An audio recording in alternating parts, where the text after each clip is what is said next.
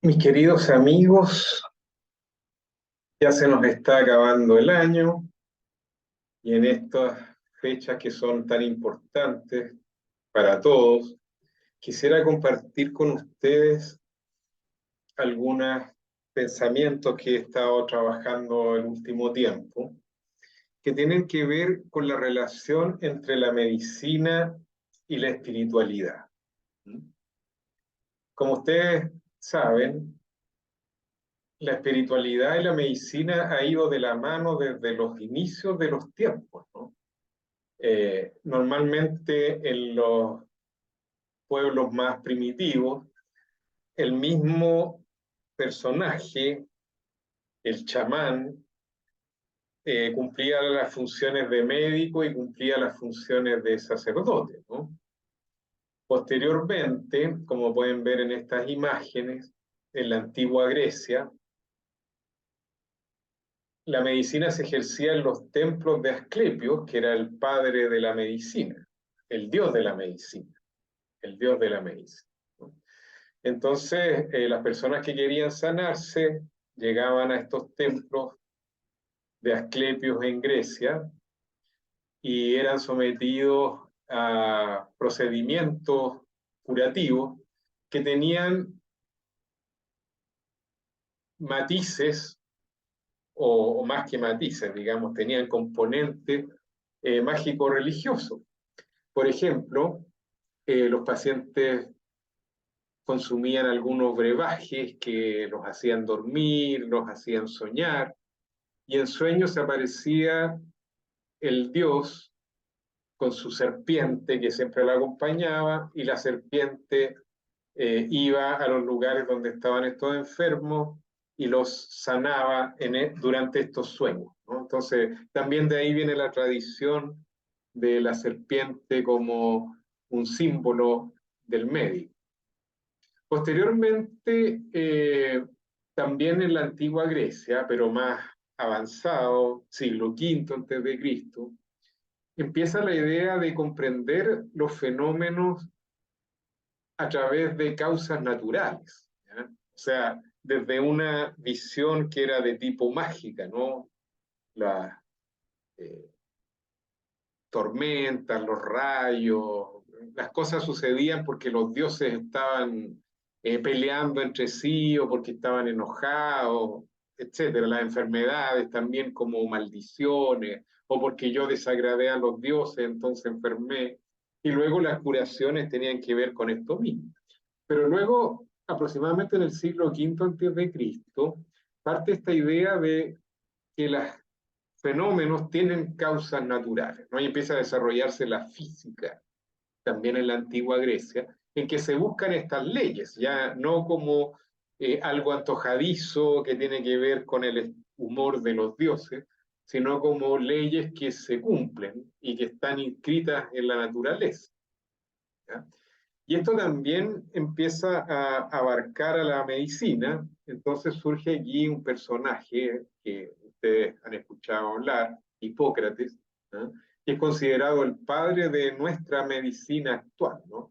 Hipócrates trabaja en eso, ¿no? En considerar las enfermedades como fenómenos naturales, no como fenómenos mágico-religiosos, y por lo tanto, si es que uno conoce la historia de la enfermedad, examina a los pacientes y va tomando nota de estas cosas, uno puede llegar a desentrañar cuáles son las leyes naturales que rigen la producción y la curación de las enfermedades. Entonces, ahí nace nuestra moderna medicina que se sustenta en ese pensamiento, ¿no? Que esto depende de hechos que son naturales.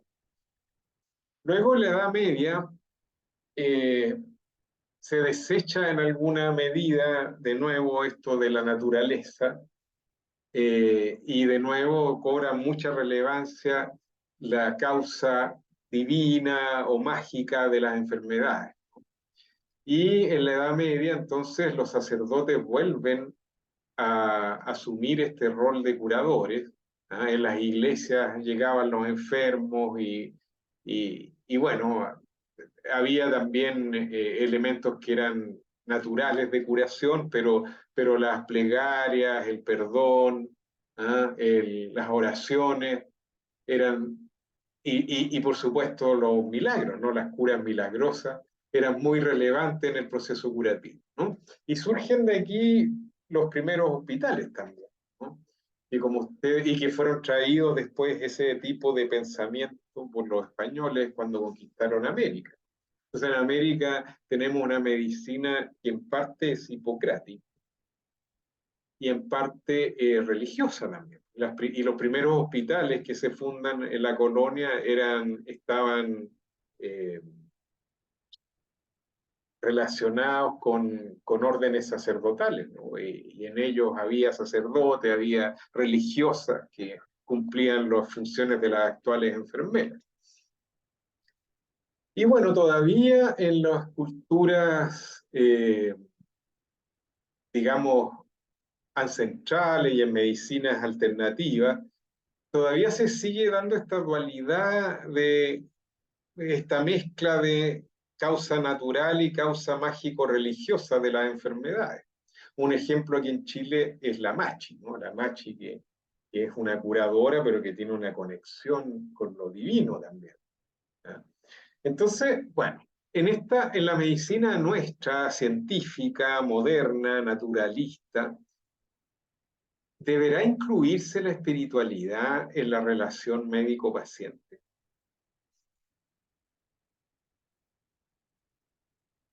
La Organización Mundial de la Salud define la salud no solo como la falta de enfermedad, sino como un estado general, eh, un estado general de calidad de vida, de bienestar, tanto físico, psíquico como social.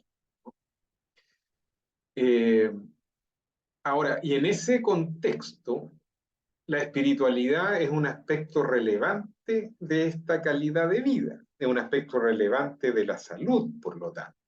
O sea, es parte de estar sano tener una espiritualidad saludable. Y en esta diapositiva vemos que existen escalas de calidad de vida espiritual elaboradas por la Organización Mundial de la Salud, en que un médico puede ir chequeando la salud espiritual de su paciente, ¿no? Entonces, en este órgano, que es el que rige o da los lineamientos de la medicina, sí que el estado espiritual se considera como un elemento relevante de la salud. Ahora, ¿cómo se define la espiritualidad, ¿no? Estoy hablando yo desde la perspectiva médica, probablemente desde el punto de vista filosófico, desde el punto de vista religioso, puede haber otras definiciones. Pero en la mirada médica, la espiritualidad se ha definido como la forma en que los individuos buscan y expresan un significado y un propósito en la vida, ¿de acuerdo? Entonces, o sea, tiene que ver con el sentido de vida, ¿ya? O sea, una persona espiritual es una persona que busca un sentido de vida, que tiene un sentido de vida y que se la juega por ese sentido de vida. Ahora, ese sentido de vida puede ser variable entre unas personas y otras, y no necesariamente tener que ver con Dios, por ejemplo, con algo divino. Uno puede tener un sentido de vida a lo mejor con otras expectativas altruistas, filosóficas, etcétera, y en esta definición de espiritualidad también se considera una persona espiritual en ese sentido. Ahora, la religión entonces sería una de las formas en que se puede expresar esa espiritualidad, pero sería una manera como más institucionalizada de expresión de la espiritualidad, en que, bueno, como son las religiones, que tienen sus normas, tienen su estructura, sus templos, sus libros espirituales. ¿De acuerdo? Entonces, espiritualidad como un concepto amplio que tiene que ver con el sentido de vida y religión como una de las expresiones que puede tener la espiritualidad que está más institucionalizada.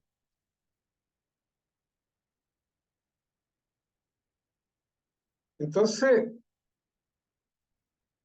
si hablamos de espiritualidad como este sentido que le damos a nuestra vida, a nuestra existencia, también el sentido de vida le da un sentido a la muerte y le da un sentido al sufrimiento. De modo que aquí también podemos ver una conexión entre la espiritualidad y la enfermedad. ¿Qué sentido, de acuerdo a mis valores, yo les voy a dar a mi sufrimiento, a mi enfermedad y a mi muerte también? Ahora, se han hecho encuestas preguntándoles a los pacientes si les gustaría hablar de asuntos espirituales con sus médicos. Y la mayoría, más del 80%, dice que sí. ¿Ya? Ahora, la mayoría de estos estudios se hacen en pacientes que tienen más bien enfermedades graves o potencialmente mortales. Ahora, la literatura apoya la idea de que la espiritualidad de los pacientes afecta su toma de decisiones. O sea, yo puedo decidir tratarme o no tratarme según mi tipo de espiritualidad, ¿eh? Y eso también va a influir en los resultados de la atención médica y en la calidad de vida de la persona. Por ejemplo, hay estudios que muestran que las personas más espirituales tienen mejores calidad de vida. De nuevo, espiritual en el sentido de tener un sentido de vida y jugársela por ese sentido de vida, ¿no? Y también los cuidadores, porque los cuidadores, especialmente de pacientes crónicos, por ejemplo, pacientes con Alzheimer o con enfermedades que llevan a las personas a la postración, normalmente los cuidadores tienen indicadores de calidad de vida bastante malos, lo pasan mal, se enferman mal los cuidadores. Es estresante tener que cuidar a un enfermo avanzado y dependiente. Sin embargo, también se ha visto que los cuidadores que tienen una perspectiva más espiritual no se afecta tanto su calidad de vida. Le dan un sentido también a esa responsabilidad que tienen, un sentido trascendente, quiero decir. Otros estudios muestran que, por ejemplo, las personas que tienen un sentido de vida y se comprometen con este sentido, o sea, comprometidas con su espiritualidad, tienen menor mortalidad por muchas causas y tienen menores riesgos de demencia también. En el caso de los médicos y de los estudiantes de medicina, como les digo, existen estas escalas para evaluar la espiritualidad, y las más que se usan son las de la Organización Mundial de la Salud. Entonces, con esa escala se hacen estos estudios. Esta persona es más espiritual, menos espiritual, nada de espiritual. Entonces se ha visto que los médicos que tienen altos niveles de espiritualidad también es menos probable que se estresen, que hagan burnout, y lo mismo los estudiantes, porque ustedes saben que los médicos son de las profesiones que más se suicidan, por ejemplo, ¿no? Es bastante estresante a menudo, y especialmente en esta época de la pandemia, ¿no? Estar rodeado de sufrimiento, de gente que fallece, de vínculos que se rompen, y también la posibilidad de contagiarse, etc. Entonces, todos esos son factores de estrés, el exceso de trabajo, los turnos, ¿no? En el año 1999, la Asociación de Colegios Médicos Estadounidenses recomendó que los médicos hablaran sobre religión y espiritualidad con sus pacientes. ¿De acuerdo? Sin embargo, pese a toda esta evidencia y a todas estas recomendaciones, la mayoría de los médicos no tenemos capacitación para proveer una adecuada atención espiritual y por lo tanto no lo hacemos. O sea, es raro que un doctor hable de sentido de vida con sus pacientes. Bien raro. Ahora, existe en el mundo muchas iniciativas desde el punto de vista médico en ese sentido, ¿no? Existen revistas de espiritualidad y salud, como este Journal of Religion and Health.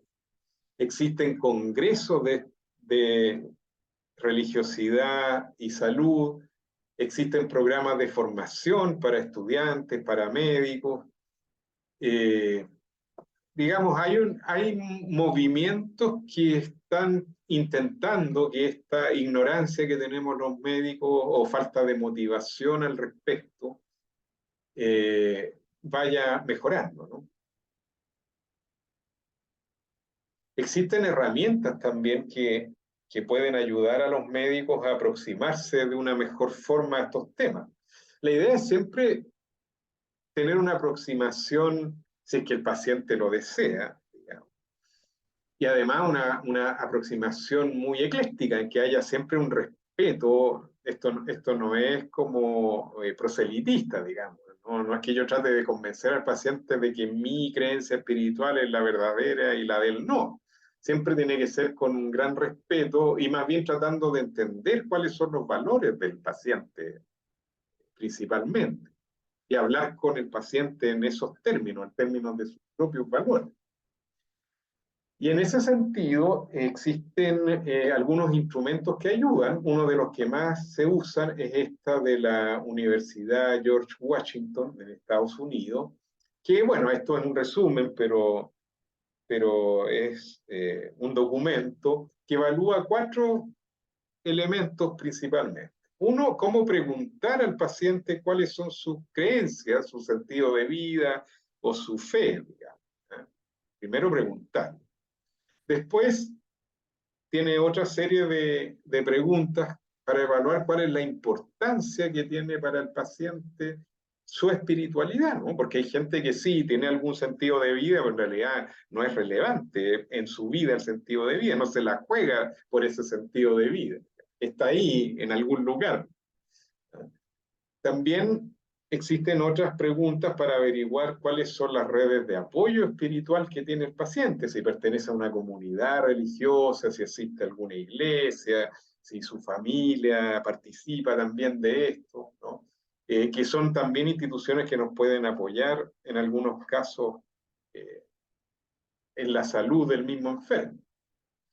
Y finalmente, algunas preguntas para evaluar de qué forma le gustaría al paciente que el médico se aproximara a su espiritualidad.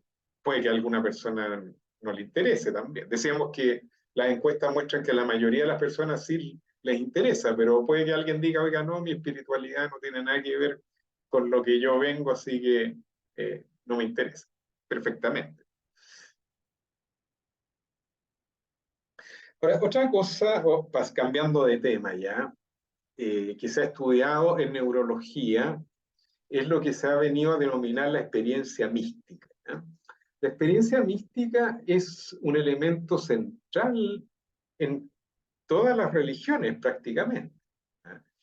Que es un estado que no es habitual, digamos, ¿no? O sea, normalmente nosotros vivimos en una experiencia profana, ¿no? O mundana, si se quiere. Pero hay momentos en que las personas tienen lo que se llama una experiencia mística, que es un estado mental, un estado de conciencia, que se caracteriza por estos elementos que vamos a ver a continuación. Y son momentos que pueden durar minutos o pueden durar algunas horas y después se van. Yo no vuelve al estado normal, ¿ya? Entonces, en esta tabla yo puse cuáles son las características de la experiencia mística, pero también comparándolos con las características de la experiencia habitual, profana, que uno tiene cotidianamente. Entonces, los momentos de experiencia mística, las personas se sienten plenas, ¿ah? Mientras que normalmente en el estado habitual sentimos como un cierto vacío entero, como que algo nos falta para estar completo. En el estado de experiencia mística, todo se comprende, hay una comprensión de todo lo que sucede, mientras que en la experiencia normal vivimos en la ignorancia habitualmente, ¿no? O sea, hay muchas cosas que no nos cuadran, que no entendemos. En el estado místico sentimos paz, mucha tranquilidad y amor por todo, Mientras que en el estado profano hay un nivel de ansiedad, de preocupación, de miedo a veces también, ¿no?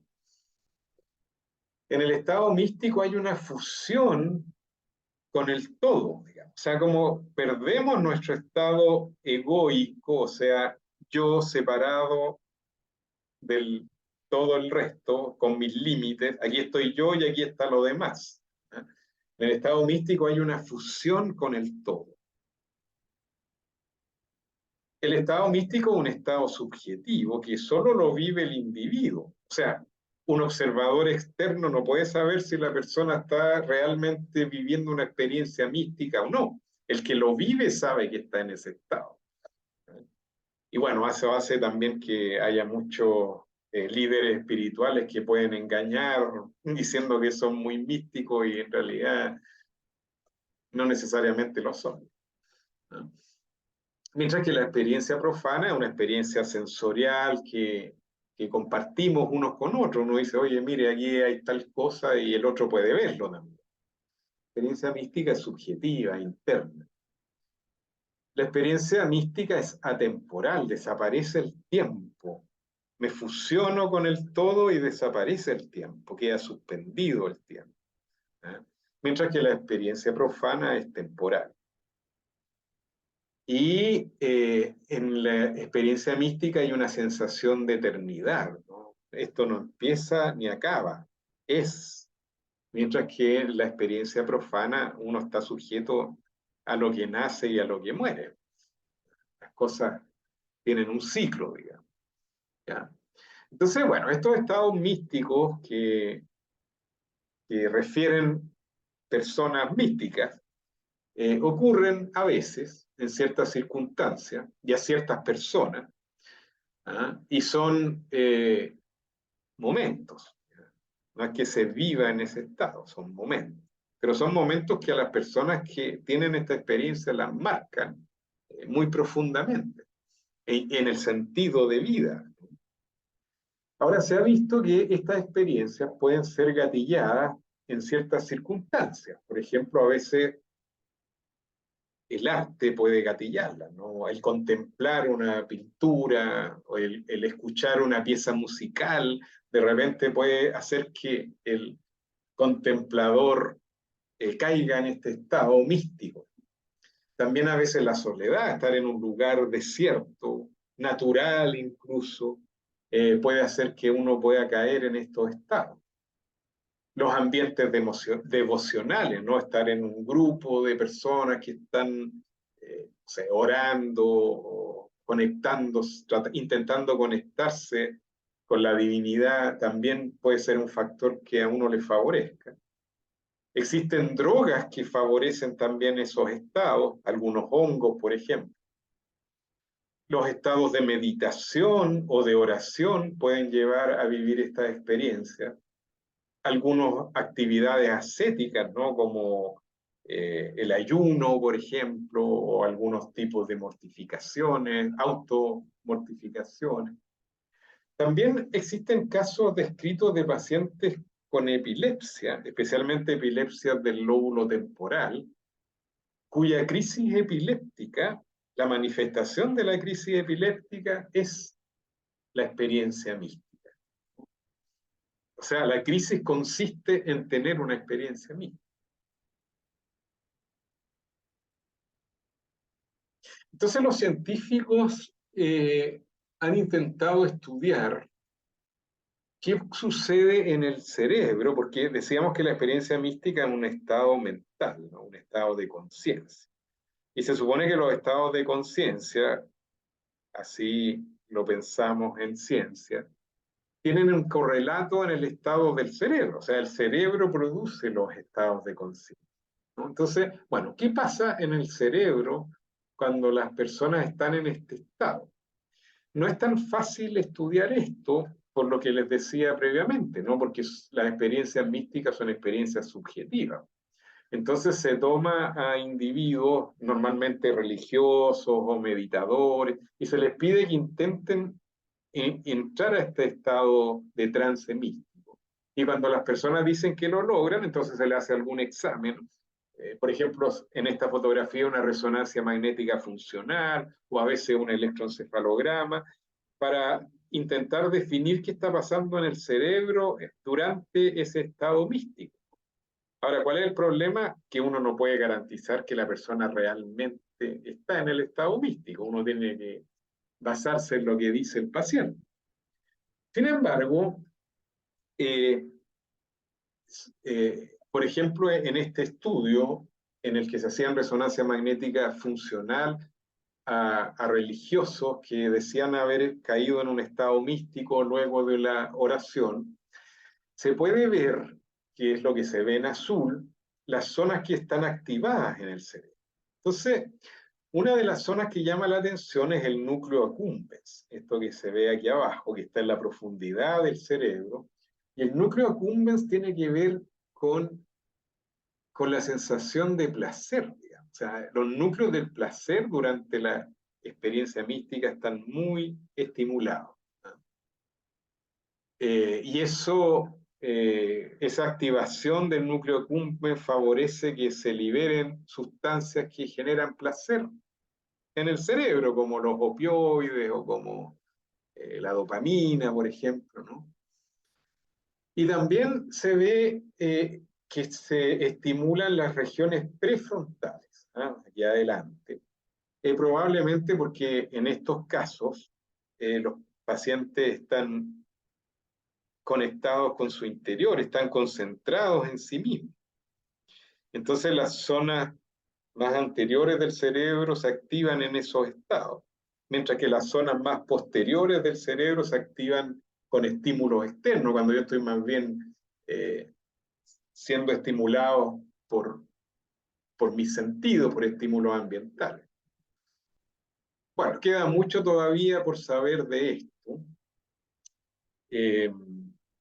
Recordar que de acuerdo a la legislación chilena, en la ley de deberes y derechos de los pacientes, dice que toda persona que lo solicite, en un hospital, por ejemplo, tiene derecho a recibir oportunamente y en conformidad a la ley consejería y asistencia religiosa o espiritual. Está consignado en nuestra legislación y muchas veces en los hospitales uno ve que la gente lo pide y va el sacerdote o el pastor o el guía espiritual de la creencia del paciente a prestarle también una atención para ayudar a recuperarse o a estar más tranquilo durante el proceso de la enfermedad.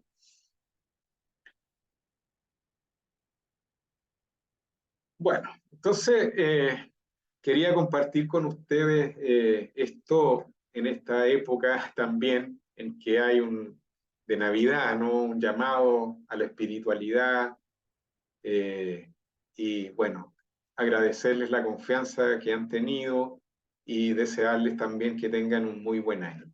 Muchas gracias.